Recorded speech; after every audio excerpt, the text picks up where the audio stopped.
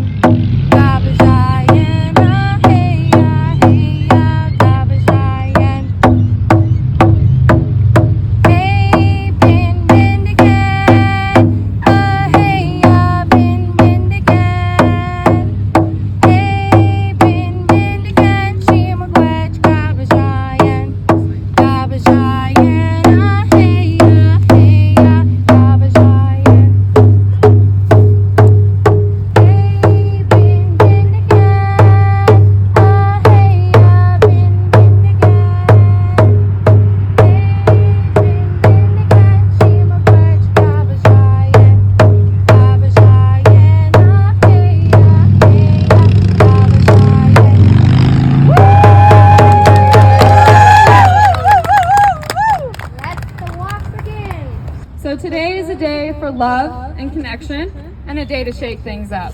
Are you all ready for this? For round 2? Yeah! For round 2 of marching together for change, marching together for love, marching together as a community for the community. We demand change. Change towards things that work, like safe consumption sites, meeting people where they're at until they're ready, showing kindness instead of hate or fear. We call for actions done with love, not hate. And today, we will not be ignored. Peeps, are you ready to show Barrie Council what we're made of? Are you ready to march proudly for love and change? Are you ready to show what the true community of Barrie looks like? Then grab your signs, grab your friends, follow the chants, and let's go! But housing is a human right! Fight, fight, fight, fight! Housing is a human right! Housing is a human right! We are unstoppable! Another world is possible! We are unstoppable! Another world is possible! We are unstoppable! Another world is possible! We are unstoppable! Another world is possible! Encampment evictions are the worst! Time to put the people first! Encampment evictions are the worst! Time to put the people first! Encampment evictions are the worst! Time to put the people first! Encampment evictions are the worst! It's time to put the people first! Fight! Fight! Fight! Fight! Housing is a human right! Fight! Fight! Fight! Fight! Housing is a human right! Fight! Fight! Fight! Fight! Housing is a human right! Fight! Fight! Fight! Fight! Housing is a human right! We are unstoppable! Another world is possible! We are unstoppable! Another world is possible! We are unstoppable! Another world is possible!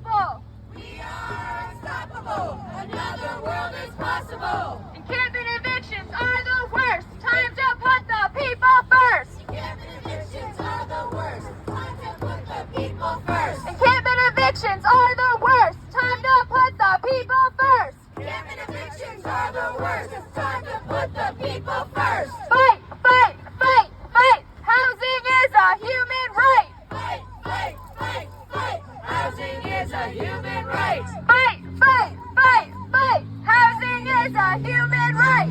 Fight, fight, fight, fight. Housing is a human right. Encampment evictions are the worst. Time to put the people first. Encampment evictions are the worst. It's time to put the people first. Encampment evictions are the worst. Time to put the people first. Encampment evictions are the worst. It's time to put the people first. Encampment evictions are the worst. Time to put the people first. Encampment evictions are the worst. It's time to put the people first. Fight, fight, fight, fight. Housing is a human right. Fight, fight, fight, fight. Housing is a human right. Fight, fight, fight, fight. So first of all, thank you so much for coming out and showing up and doing that incredible march with me. That was incredible. I hope you guys felt what I felt. That was awesome. Thank you. So my name's Ash, for those of you who don't know. Again, thank you all for being here. This is how we build community and create the change we all need. We have some amazing speakers for you tonight, each one with such an important piece to this puzzle. That is the secret. That can't be a secret anymore. That we all have our parts to play, each different and unique, and each just as important as the other. It's up to us to show up as ourselves and do our part, whatever that may be. Together, we will change this world for the better. So now, without further ado, I would like to introduce our first speaker. This woman is a warrior, a fierce advocate, and has one of the biggest hearts I've ever seen. She inspires me every day and has done wonders for our community. She has shown us what community means and how powerful and truly healing it can be. She's the co-founder and director of Ryan's Hope. Her and her husband Tom founded Ryan's Hope in memory of their son Ryan, who lived with mental illness and lost his life in 2020 to toxic drug poisoning. Ryan's Hope mission is to advocate for and support those living with mental illness, struggling with addiction, and experiencing homelessness. This powerful woman provides boots-on-the-ground support and is a powerful voice for change, advocating with all levels of government for change to laws and policies that continue to harm and oppress our most vulnerable. She is a force to be reckoned with, my beautiful aunt, Reverend Christine Nayler.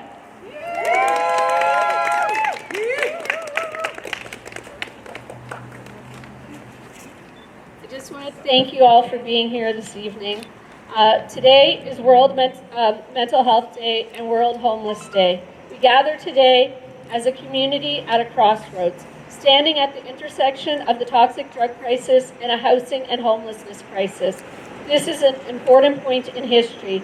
We cannot remain quiet, counting on our elected leaders to do the right thing and lead us in the right direction. Without accountability to the people, they will continue to take the easy way out. It is their failures that led us to where we are today. We cannot allow them to continue to drag us down the deadly road where the consequences of their actions are the continued deaths of our loved ones. No. No more, we say. We've been there, and it has cost us immeasurably. It's time for us to stand up and say, enough. We demand better. We demand housing. We demand shelter. We demand health care. We need to unite our voices and send a loud and clear message. We won't let them deflect from the issues. We won't let them waste our tax dollars. We won't allow our money to be used to cause harm and trauma. We need to tell them to stop wasting our money on illegal evictions that solve nothing, that cause trauma, and displace people from their communities of support and put them at risk.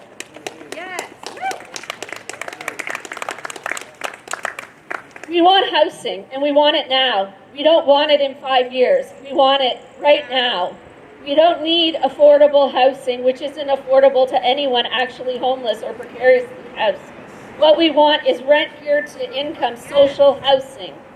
We want truly accessible accommodation for people who are experiencing homelessness or at risk of homelessness, housing that is supportive, that is low barrier and able to meet the complex needs of those living with mental illness and substance use issues.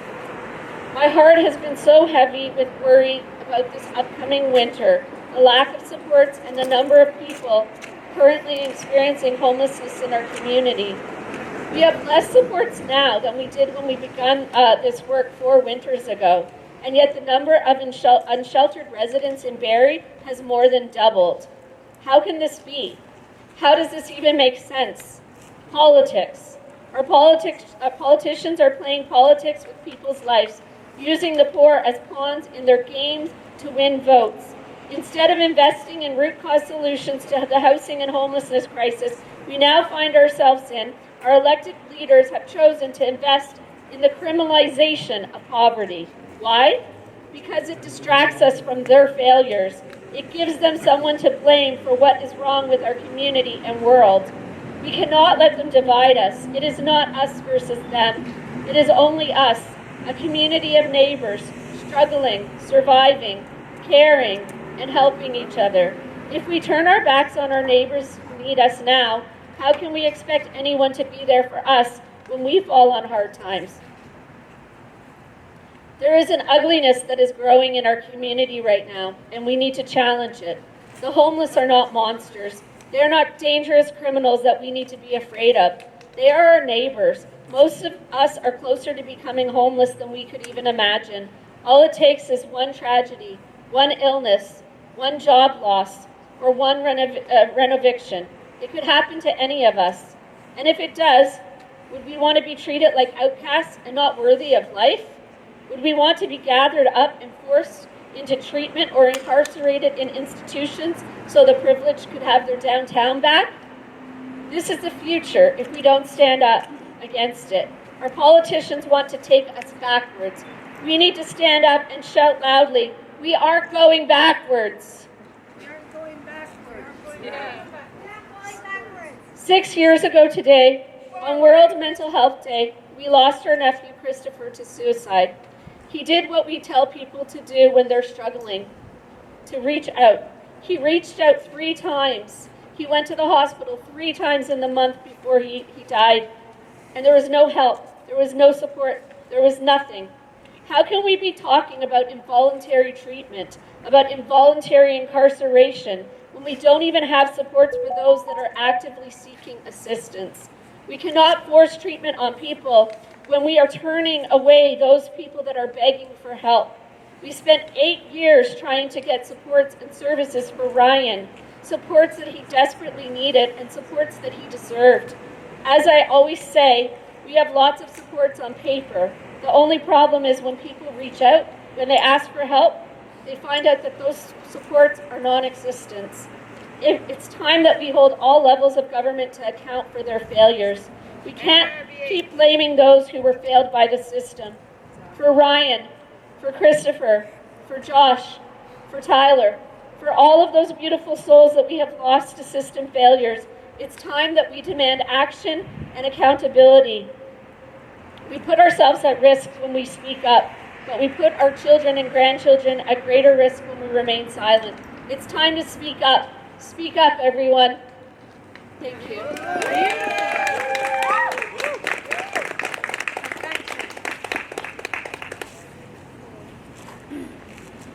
That was awesome. Thank you, Christine. All right. Our next speaker will be sharing their story publicly like this for the first time. This person has lived experience as well as experience working in the field. They are one of the bravest, kind-hearted, genuine people I have ever met. A powerful soul, here on a mission. Sharing their story with us all, I am honored to introduce to you, Cove.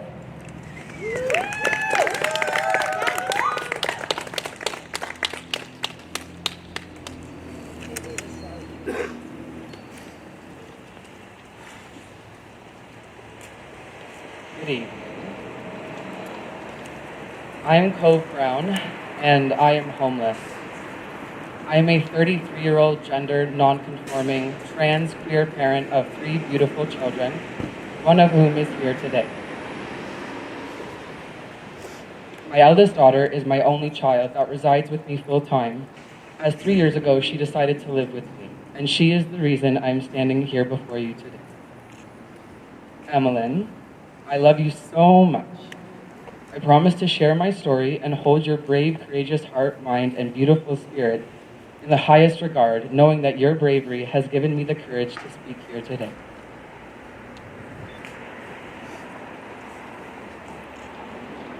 I am so grateful for your loving support.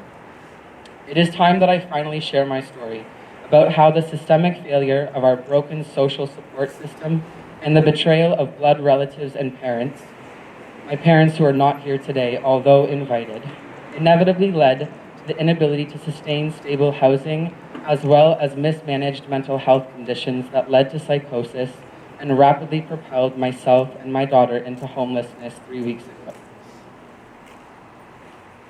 The one thing that has kept me grounded through losing my house, losing the ability to live with my children, and having to say goodbye to my beloved heart dog Falcor this coming weekend has always been my kids. I am their mom, I always will be.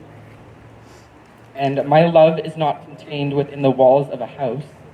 However, not having a house with walls has meant that I don't get to love on my children like I have every day for the last 13 years. And that, my friends, I feel is the reason that our system is so broken. The answer is housing. It has always been housing. Healing starts with housing. Community heals community, and my community is chosen family, who are all here today. And with the support of my daughter and my beautiful chosen family, I will try to forge ahead with no apparent destination in sight.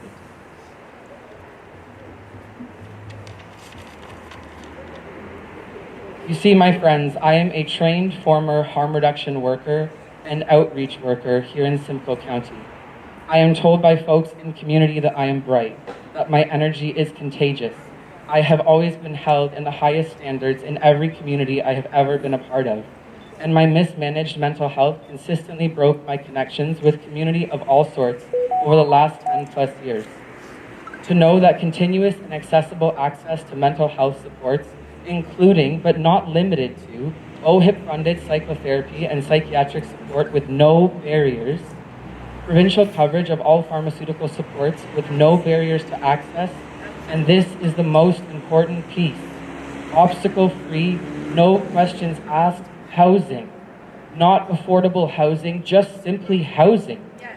Would have been the pieces that allowed me the same possibilities and successes as my peers who do not have to jump through the same hoops that I do, even with a rearranged spine. This brutal understanding is heartbreaking. To know that if my mother had received the proper support for her undiagnosed mental illness, that she would have had the opportunity to put in place the proper care and resources for mine from an early age, and that maybe, just maybe, I wouldn't be homeless today. I want to touch briefly on what the Simcoe County and City of Barrie believe is support enough for us community members who are displaced from housing. They believe that having a drop-in center, such as the Gilbert Center, for example, as this is the ASO that I most recently worked for before I entered into psychosis and resigned. The GC, who offers limited kitchen items as funding is also limited, as well as a community gathering space, weekly harm reduction kit making, and they also offer a peer engagement program. And when the GC first reintroduced this program, I spent many days alongside the peer engagement coordinator, who is someone that I now consider family, discussing how we could better this program for our folks, and it was beautiful to witness.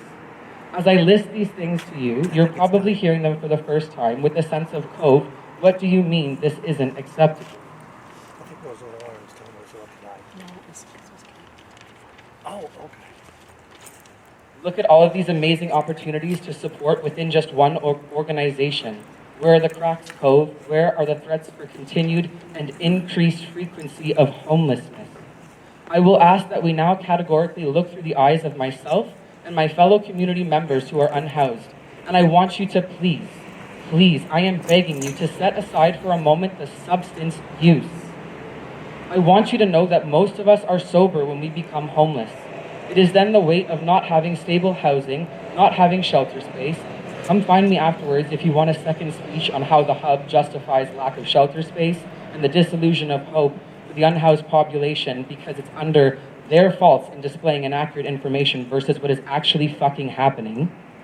And literally any other reason you can think of that not having a house would be really disruptive to our nervous systems would then bring us to the brink, and we would start using to help mitigate mismanaged mental health conditions.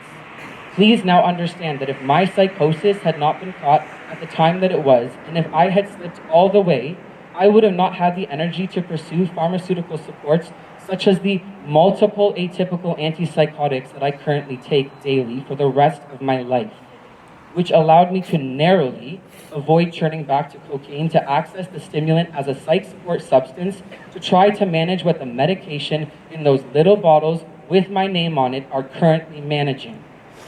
I will take this moment to explain to you that a lot of the medications that are controlled substances, which are almost every psychiatric support medication, are compounded from the same type of chemical component as certain street substances that are currently in rotation. I will also take this moment to briefly explain that most of the unhoused population are managing their mental health conditions and their physical symptoms with street substances. Street substances in the same way you take your medications, folks, because meth is meth is meth is your ADHD medication is meth. My point is that you are no different than I am, than someone else who uses substances. During the peak of my mania, I let my tired body run off of hopes and dreams and the manic level of drive and intensity to carry me through the Barrie Park illegally executed evictions. For those here tonight who are unfamiliar with what I am talking about, just under a month ago, Simcoe County officials and City of Barrie bylaw officers, along with an absolutely fucking unnecessary number of police,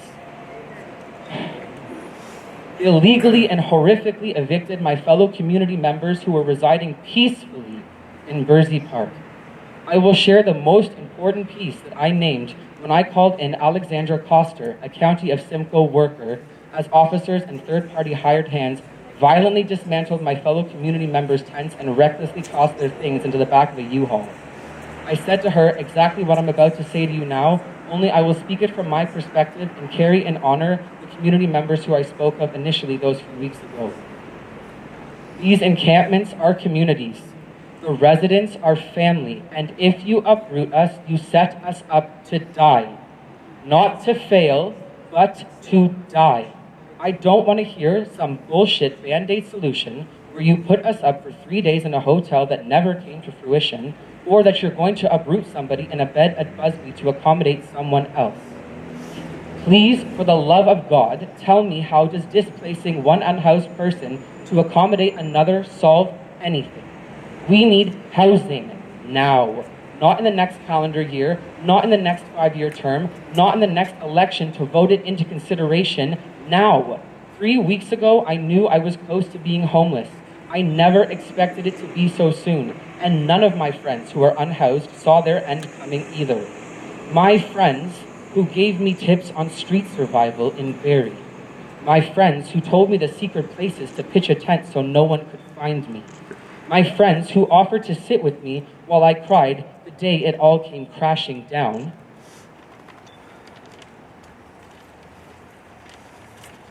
And my friends, whom our county and city officials are actively trying to eradicate. You cannot simply banish us from community. You cannot simply board us up behind walls that no one can see through, because in your mind, if you cannot see the problem, then it doesn't exist. The truth is that the rate of homelessness is skyrocketing, and every single person who stands before me today, here at City Hall, is one shitty paycheck away from being homeless. And that is an earth-shattering reality that every single member of municipal decision makers unabashedly dons their rose-colored glasses on to see through. My friends, ranting and storytelling is a symptom of my mental health. So I will tie loose ends and leave you with this. My name is Cove Brown. I am 33 years old, and I am so fucking tired. I am passively suicidal and drowning because of these systemic cracks in our horribly unsupportive municipal level of government and social support systems. Healing starts with housing. My name is Cove Brown, and I'm fucking homeless. Thank you. With love, Cove.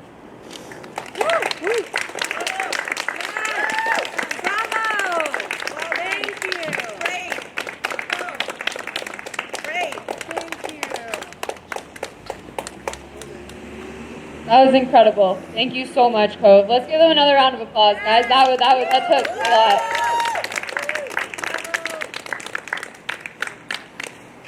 All right, our next speaker has worked as a nurse in the mental health and addictions field for over 12 years.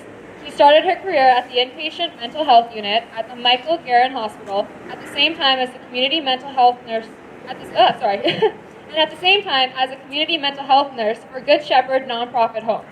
She is currently working as a nurse case manager at the Canadian Mental Health Association. She is passionate about advocating for equality in healthcare and improving mental health and addiction services. She was recruited by the Ontario Health Coalition to start a chapter in Simcoe County. She is currently serving her second year as co-chair of the Simcoe County Health Coalition, which has already run 2 successful education campaigns about the serious risk privatization poses to the equal and fair provision of healthcare services in Ontario. Please welcome Anisa Carrascal. Sorry about that, girl. I meant to get that figured out before I got up here. There you go. Okay. Hi, everybody. As you heard, I've been a nurse for over 12 years in different settings. I started my career as a hospital nurse in mental health, and then I simultaneously worked in a non-profit organization that was part of the Housing First initiative. So basically providing housing as a human right to people living on the streets. So that was my job. So I know precisely because I've been in the front lines of providing housing to people that are experiencing homelessness.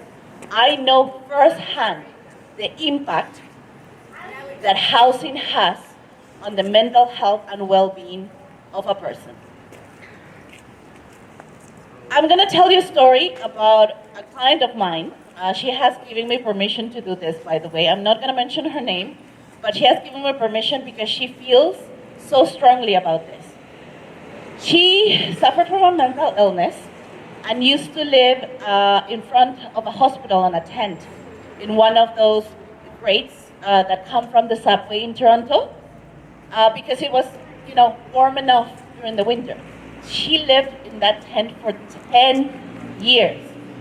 It took 10 years for new teams in the city to convince her to receive some services.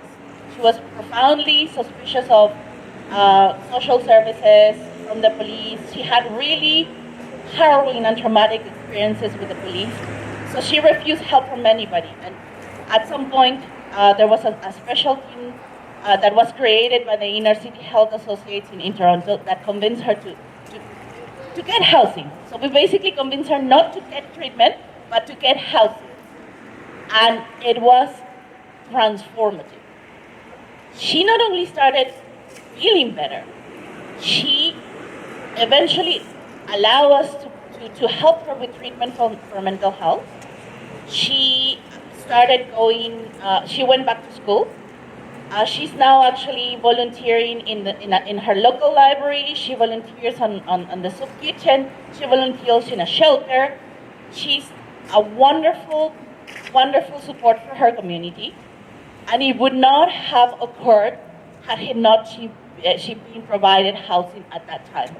She would have never treated her mental illnesses while being on the streets at that time.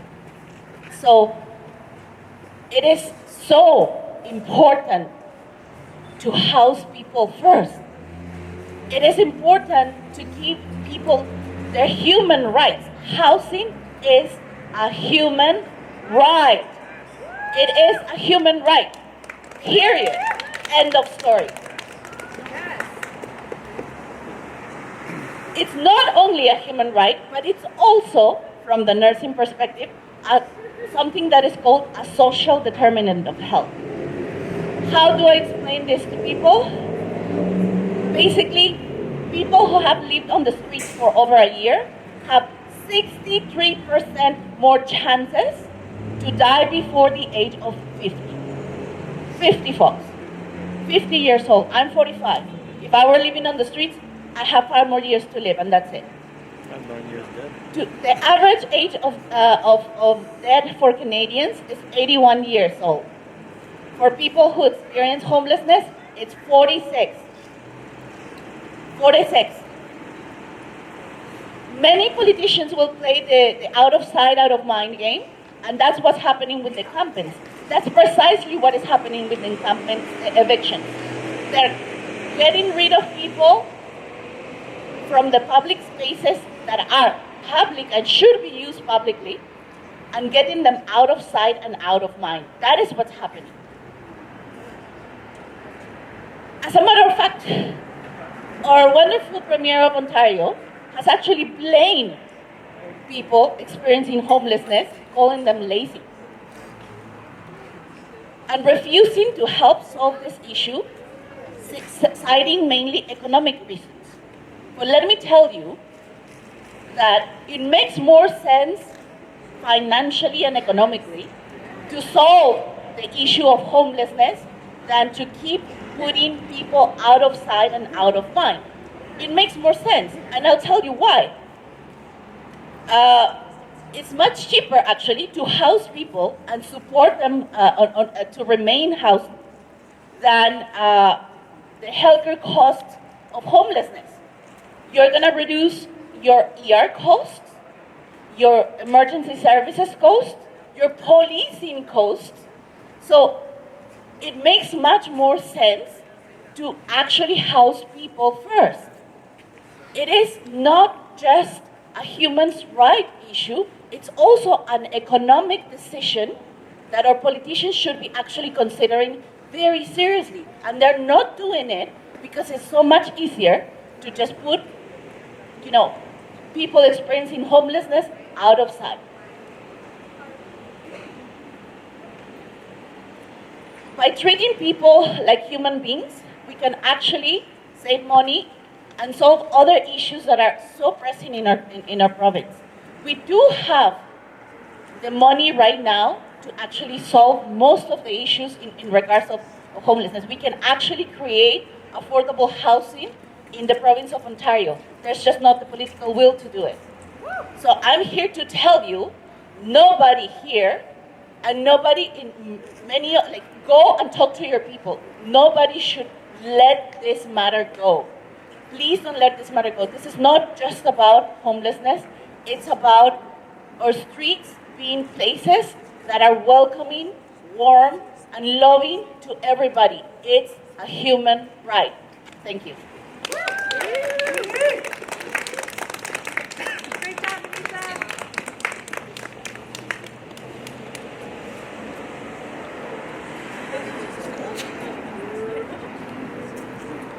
Okay. I'd also just like to take a second here because, I know I'm freezing. I'm sure all of you are freezing. Just take a second and acknowledge that the people that we are here trying to fight for, this is what they have to deal with every single night, and it just gets worse from here. Barrie doesn't have a warming center. All right.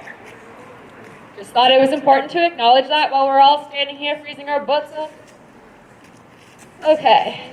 Our next speaker is a Métis filmmaker, podcast, and journalist from Barrie, Ontario. Her podcast, Traveling Métis, has taken her across Turtle Island, sharing the stories from the Métis community. She is also a councillor with the Barrie South Simcoe Métis Council, which represents Métis citizens currently residing in the Barrie area on the traditional territory of the Anishinaabe people. Please give a warm welcome to Samantha Loden.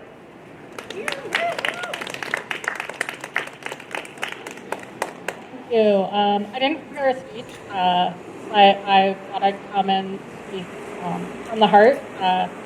As was mentioned, I am a journalist, so I first came to the encampment evictions at Bursey Park as a journalist until I found two Métis people residing in the encampment. Of course, there was also a First Nations man, Justin, living there as well. So I decided to put down my camera, and as was mentioned, I'm also a councillor with the Barrie South Simcoe Métis Council, and we currently represent the Métis people that live on this territory because obviously it's in our home territory, so we represent Métis people who live here. And those two encampment residents, as a councillor, it's my job to represent the Métis citizens that are in the Barrie South Simcoe area, and to see that they just weren't being housed and were being ignored was just completely heartbreaking, because as the Barrie Council, we do have homeless services and things that are available to them. And I was told I couldn't remain in the encampment at one point to offer these services to these citizens, which is just in violation of their human rights. I don't know if anyone's familiar with the United Nations Declaration of Rights for Indigenous Peoples, but Indigenous peoples do have a set of rights that have been declared by the United Nations that Indigenous people can rely on community members to come and provide them services that are available from their community. And so to be told that I couldn't go and interact with these Métis people that were living in the encampment and provide them with the services that our Métis Council has available to them, how am I supposed to help these people? And just like the City of Barrie, I did not want to see these two men living on the street either. I think the goal for everybody here is to have no one living on the street. And when you have services that are available, but the city is deciding that it's their job and they're going to do it their way to get these people off of the street without consulting with community members from their community, especially for Indigenous people, we have the right of sovereignty to decide if we want to live in a certain area as well, right? So what was offered to these citizens, so Justin, Warren, and Lance, who was the other Métis man living in the encampment, was the Busby Centre. And this is what I was told, this was all they were offered. And they had had terrible experiences at the Busby Centre before. I'm not shading the Busby Centre or anything, and they do great work, but because of their individual experiences that they had at the Busby Centre, this was the reason that they were turning down Busby. Which they have every right to do that. If the county and the city are responsible for housing, it is their job to find another place for these citizens that are living in these encampments to reside. And obviously Canada ignores UNDRIP, so the UN Declaration of Rights for Indigenous Peoples, but everybody should have the right to turn down a place that they don't feel is safe to them. And as we know, shelters are packed right now, and if they feel, and this it was word for word what one of the citizens living in the encampment told me, was they felt safer living on the street. So if they feel safe living on the street rather than being put in a specific shelter or hotel option that is available to them, they should be able to decide for themselves that it is safer to be on the street than wherever the county has offered them space. And of course, again, the goal is to get these people off the streets, but they should be able to have the right to determine what options are the right fit for them. So I don't think anybody just has the right to tell anybody to put themselves in an unsafe situation. And I, of course, I was walking around with the sign. The mayor always touts that he comes from government housing, yet he seems to forget what it's like to be a person with no money. I grew up in government housing. My grandmother, once she got custody of her two kids, she ended up having to move and live in a car. So in my family, I never forget the people that came before me and my own personal experience with homelessness and foster care system in my family and things like that. The goal is to get everybody into safe housing, and the mayor just doesn't seem to remember his own story and his own humble beginnings. And I just hope everybody stops to think that I was watching recently, got stuck in like a TikTok loop of recent hurricane stuff. I don't know if anybody else did, but for me, each one of us, I think Cove and a bunch of people have mentioned, we're all one like insane either natural disaster or financial crisis away from living on the streets ourselves. So I think even if you have no experience in your family or a personal connection to anybody who's living on the street or who has experienced life on the street, I think we all just have to keep in the back of our minds that any one of us could be living on the street tomorrow. And yeah, I just want to thank Ryan's Hope, Christine, for putting events like this on and allowing us all to come and speak and share our experiences, because again, I came to the encampment as a journalist, wanting to just capture what was happening so that we could have proof. But honestly, don't trust my videos or anybody who's putting out media. Go down and talk to these encampment residents and these people who are living on the street yourselves and see that they're no danger to anyone. They're just looking for housing just like everybody else. If we all had a little bit more compassion and empathy, I think we could all come together as a community. Because I think, yes, housing is the answer to all of this, but I think it has to start with community, because I know anything in my life, anything in my grandmother's life or my parents' life has always started with relying on community. So I think just you being here, if you've never been to one of Ryan Hope's events and you're learning something new today, taking that with you and just finding how you can do one kind thing. Again, even just going and learning about these people who are living on the street, seeing how you can help is a great way to start. And yeah, thank you for inviting me. I know we're all cold, so I'll stop right there.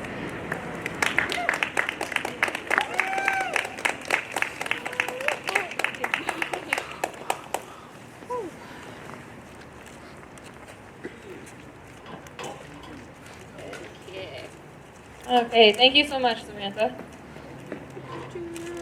Okie doke. For our last speaker, we are switching things up with an original song. He wrote this rap for today, inspired by his own experiences and the collective pain we are all feeling. He is incredibly strong with such a loving soul. It is my absolute honor to introduce to you my brother, Slick.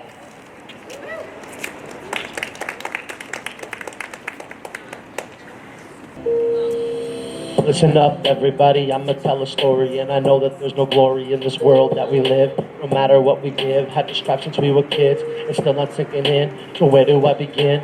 So let me start here. I'll try to be real clear, but this ringing in my ear, man, it makes it hard to hear. Cause everyone in this world is trying to divide. See the wealthy take everything inside, try to fight, but you won't survive. And when you try to hide, that's when poverty arrives. See, everyone is one hardship away from this life, and if you say otherwise, then you're just telling lies. I know you know it down inside, so why does the government try? It feels like they don't even want us to be alive. It's a hard ride when you look outside. So tell me what you see, and tell me what it means. People on the streets, yeah, struggling to eat. Yeah, people walk by and they won't even speak to them because they're beneath our friends. When's it gonna end? This is not a trend. And when did it begin to be okay to sin against one another? We're all sisters and we're brothers of each other, mothers and fathers, so why aren't we bothered? Because all they seem to do is turn a blind eye to the homelessness arrives, and they get accused of crimes when they're just trying to survive. Living outside is a hard enough ride without the tyrants planning your demise, and there's nowhere left to hide, and it's gonna find it. It's freaking wild, man.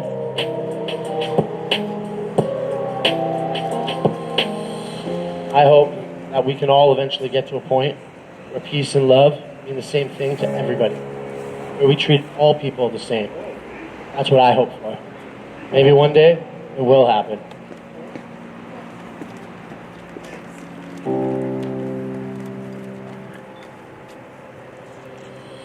That's a lot of work. That's what we deserve. That's what it is, not like the terms that they look at us like worms, like it's a curse upon the world. But what if that was your little boy or little girl? Then maybe you will get the message or learn a lesson. Maybe then you will start suggesting not to try to stray too far away. I don't know what else to say, but I know that it's insane, cause it hurts my brain how the powers, they don't want to change. They like it this way, cause if it changed, then who else would they blame? And that's a shame, cause each and every day we can add another name to this unfortunate pain of living on the streets with no shoes on their feet. I wish that I could speak louder for hours up in the towers of the powers, and I hope that they don't cloud us. It was and it wasn't. Why is that the judgment of our fucking government? I know that they can do more. It is not a chore just to open up a door, let somebody inside just to keep them fucking warm. Why is it so hard? We are all people living in a house or a car. Why separate them apart? Where's your damn heart? Let's begin to start to unravel the dark. Cause all we need is love and peace, and it is easy, so don't be greasy. Don't look at others, say that they're beneath me. What that means to me is that you're the deceiving team, whether you're obscene or not, cause that's the plot of a lot. And I never have forgot, and I will never forget the people that I've met without a bed. Give you the shirt off the back, that's a fact. and that's who they are choosing to attack, we are all one people. We're all supposed to be equal. Thank you. Thank you.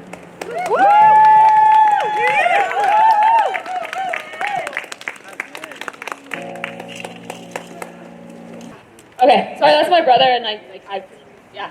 Oh, yeah. Anyways, if you want to join his fan club, let me know. We'll hook you up. All right, so absolutely amazing. Amazing. All of you. So amazing. Thank each and every one of you. It is not easy coming up here and speaking, letting yourself be vulnerable, and letting yourself be heard. I thank you all so incredibly much. Let's give them all another round of applause. Yeah, you guys know what I'm talking about.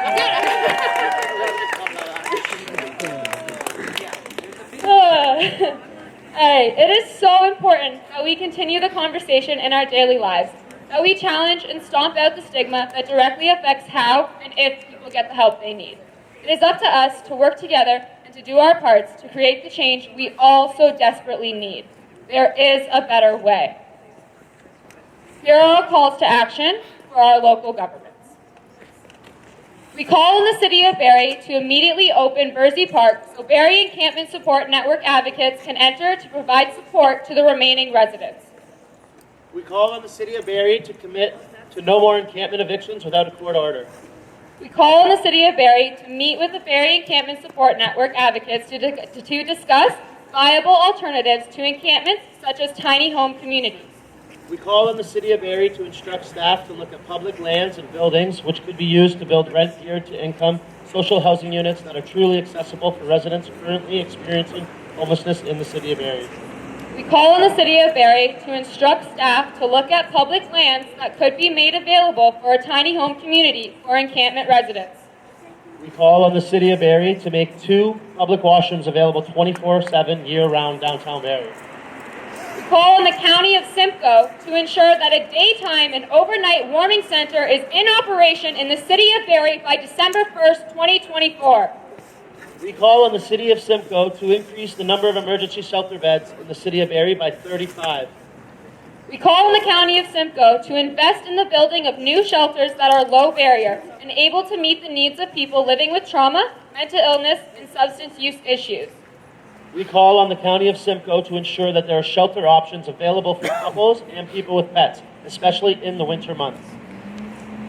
Okay, so please take a moment before you leave, if you haven't already, to sign the petition and to seriously write to council, to elected officials, and to tell them that you won't stand for encampment evictions. Tell these officials that you need to do better for all of Barrie and not just the rich. Yes.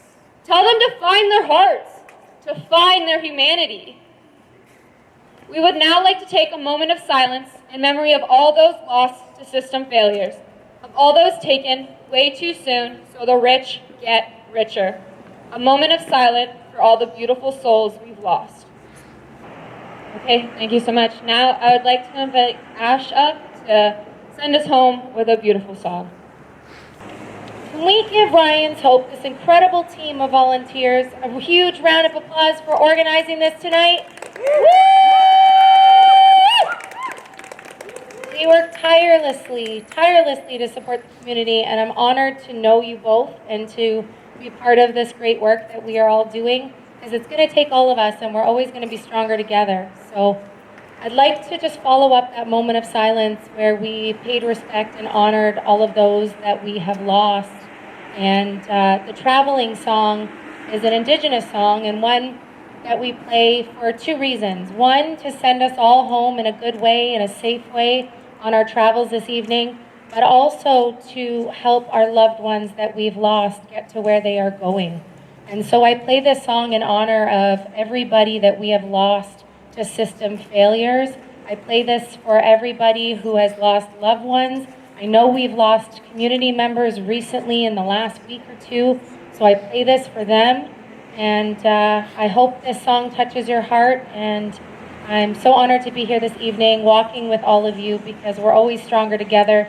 This is what community looks like. This is what love looks like. And light is always going to outshine darkness. So let's keep on keeping on, and I hope you enjoy the traveling song. Woo!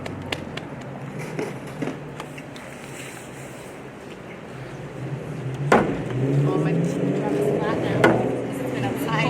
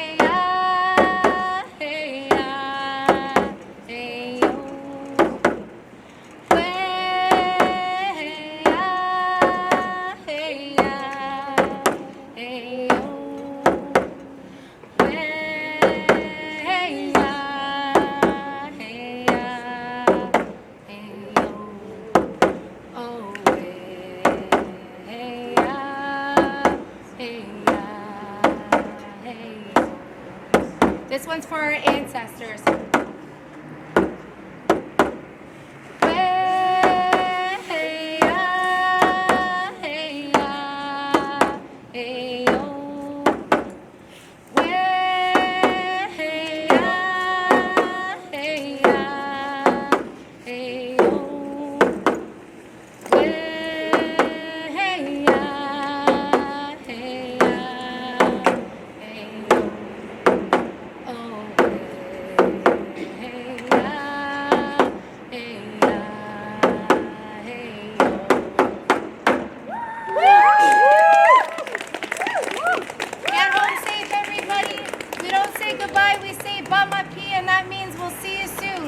That was the update from Barrie. Thank you for watching.